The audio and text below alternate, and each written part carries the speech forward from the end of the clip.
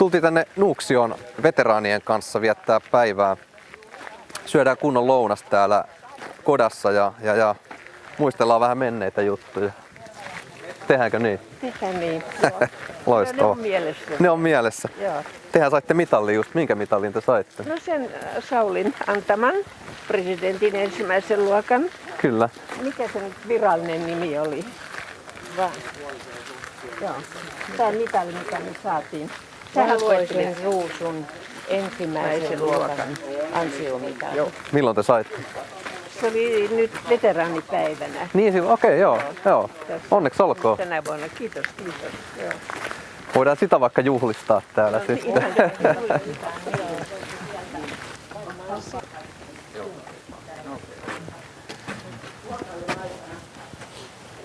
Oi. No niin, skoolataan. Hei, kiva, että pääsitte tulemaan tänne.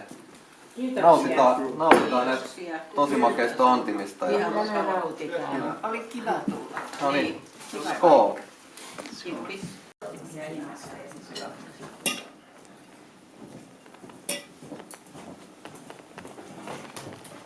Kenen puuttuu vielä täällä?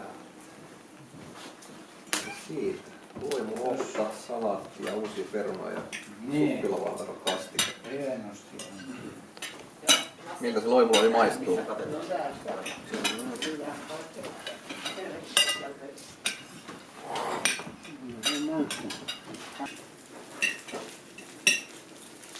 Mutta niin me vaan selvittiin.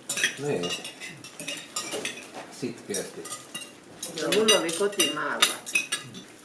Ja tee oli sitten tuommoista pajulehteä, kun se nyt oli. Sitä kutsuttiin teeksi. Joo. No korvike oli taas kahvikorvike erilaisista asioista. Oli juurista ja viljasta ja pahdettuja. Sitten jos kenkiäkin halusin, piti sitten mennä kansanhuoltoon ja saada sieltä lupaa. Ja niitä ei vissiin saanut kuin kengät vuodessa. Joo. Meidän piti vuoron perään kouluun, kun mentiin, niin aina niillä kengillä kävellä.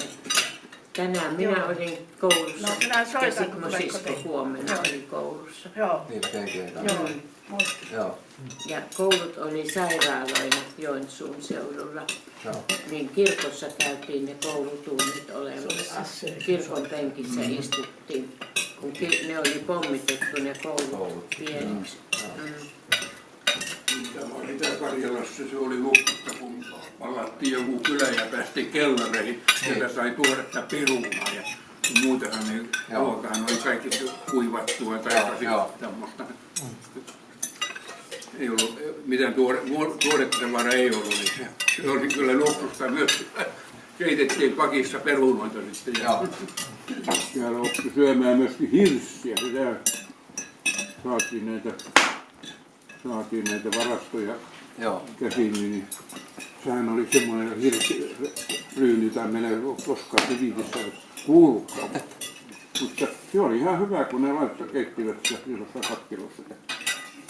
Pöntsäkeittiössä. Peruna oli parasta. Peruna oli kyllä, se oli kuin juolesta.